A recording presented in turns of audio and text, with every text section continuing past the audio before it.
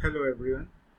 In the previous video, that is the video which I sent yesterday, we have seen that a vector can be resolved in different directions in terms of two or more vectors. So we have seen the resolution of a vector. Now in this video we will see that the vectors are resolved in two directions which are perpendicular to each other. That is, we are going to actually find the rectangular components of the vector. Not just the component, it has to be the rectangular component. That means we will have a vector and we will resolve that vector in two directions which are mutually perpendicular to each other. In the previous video yesterday, we have seen that a vector can be resolved in two vectors in any possible direction, but this time we are fixing the direction. We are saying that we will be resolving the vector in two directions which are mutually perpendicular to each other. So let us see how it is done. By rectangular components, we mean that when a vector is resolved along two mutually perpendicular directions, the components so obtained are called rectangular components of the given vector.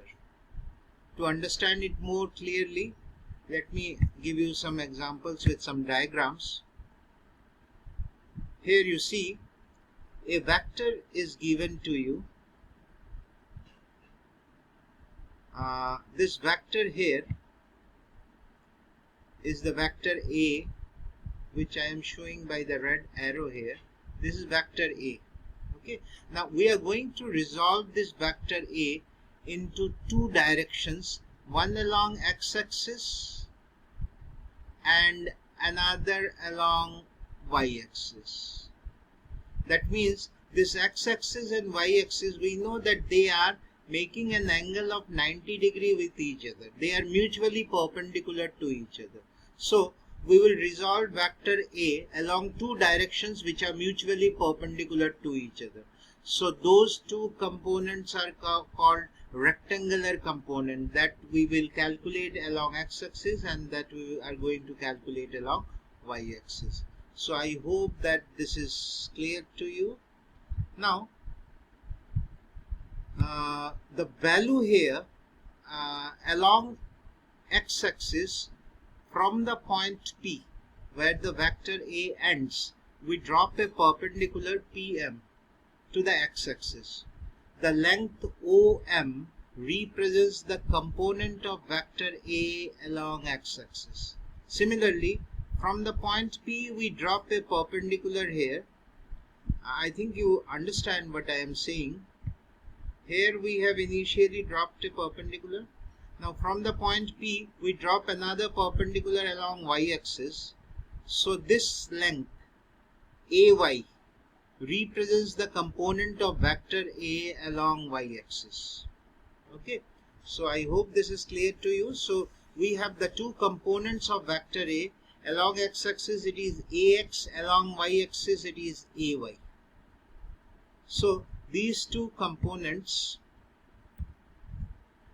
are there. So we are going to now represent vector A. See here, this is a vector A and it has to be represented along OM and along ON. We will consider the parallelogram law of vector addition, and when we consider that this vector OP, which is vector A, can be given by vector OM plus vector ON, and vector OP is A, so this OP is written as vector A.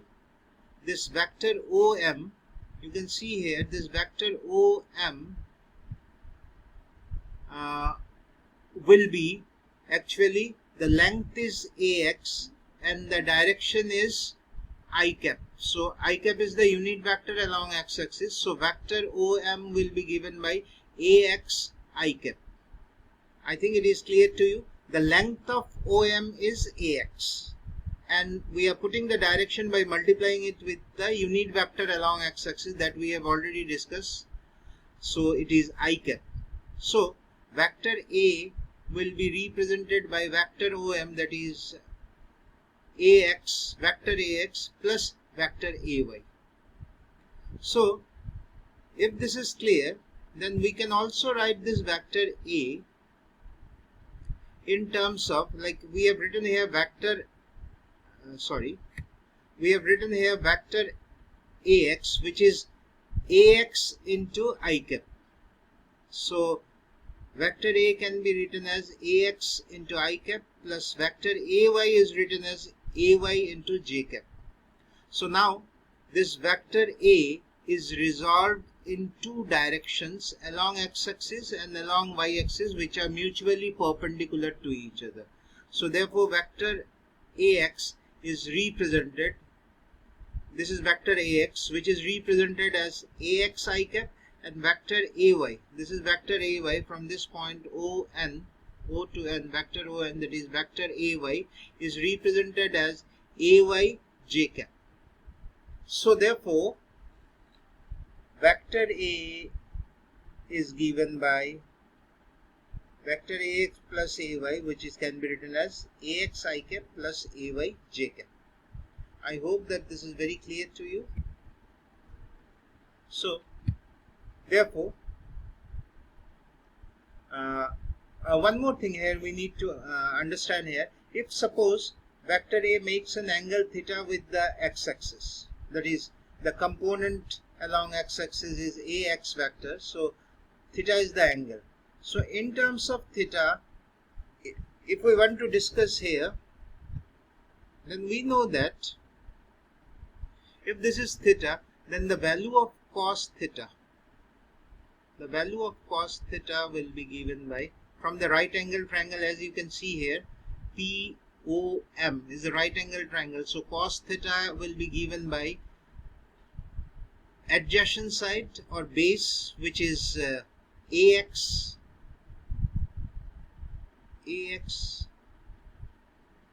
upon hypotenuse, the length is A.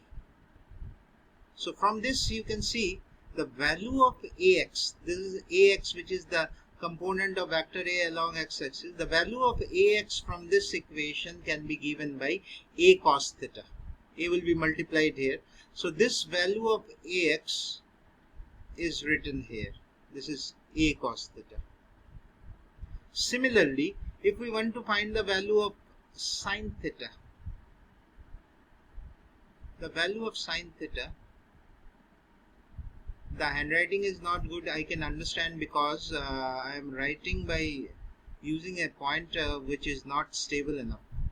So cos theta will be given by the perpendicular, which is ON. Because in this right angle triangle, PM and ON are equal in length. So the length of ON can be given by AY. So we write here AY upon the hypotenuse here is A. So again the same thing what we are getting is the value of AY. AY is the component of vector A along y-axis. So the value of AY will be given by A sin theta. So this value of AY which we are getting here, we write here, this is A sin theta. So I hope this is clear to you. So if this is clear, then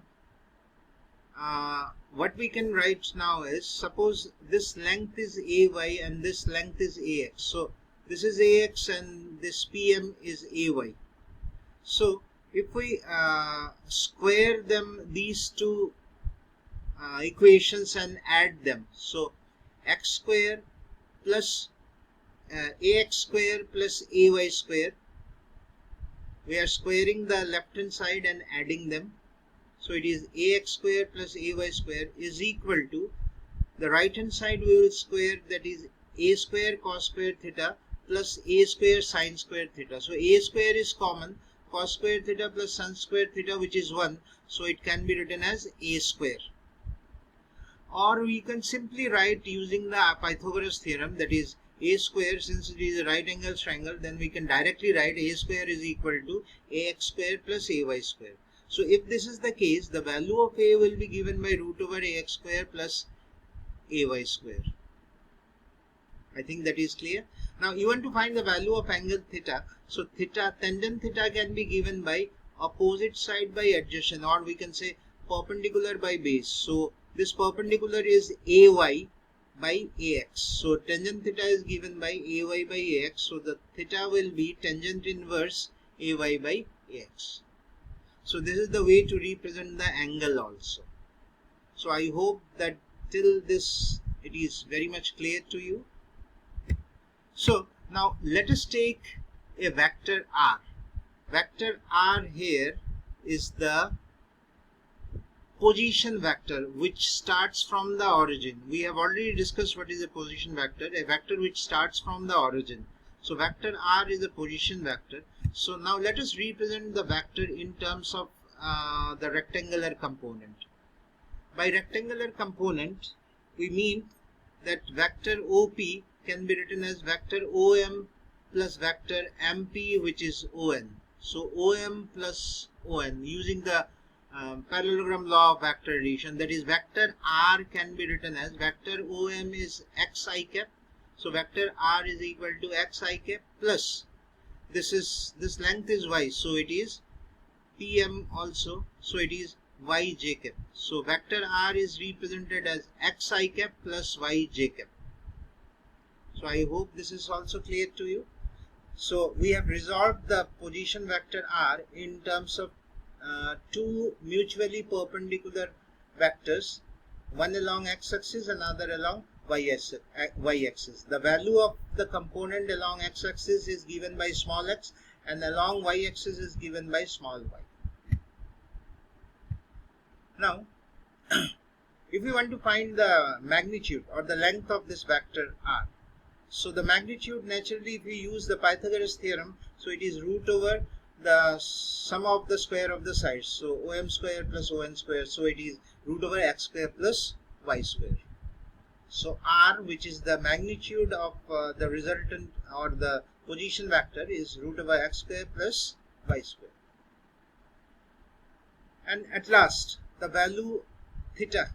Theta is the angle here between the position vector R and the x-axis. So obviously, always remember one thing: the component which is with the angle theta, this component and the vector R makes an angle theta, then the value of x, the component which is attached with this angle, will always be given in terms of cos. So x is equal to r cos theta. This is discussed in the previous slide also.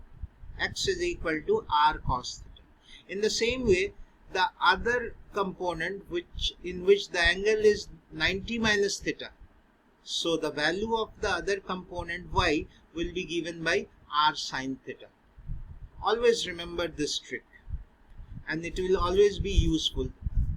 By saying this, let me give you an example so that it becomes even more clearer.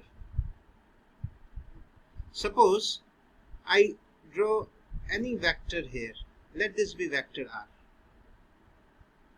Okay, and let us consider a vector here in this direction and another vector in this direction. They are perpendicular to each other, and let's say this angle is given theta.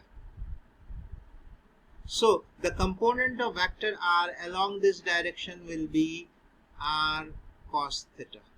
Always remember this, r cos theta, because this component is with the angle theta, and the other component, the left out component, will be r sin theta. I hope this is clear to you. So in any condition, if you are given a vector, you can easily find the two components, perpendicular component, if the angle between the vector and one of the component is given. If this angle is given theta, then this component will be r cos theta and the other one will be r sin theta. So I hope that this is very clear to you. So go through the video, and if there is any doubt, then post me the doubt. Thank you and have a nice day.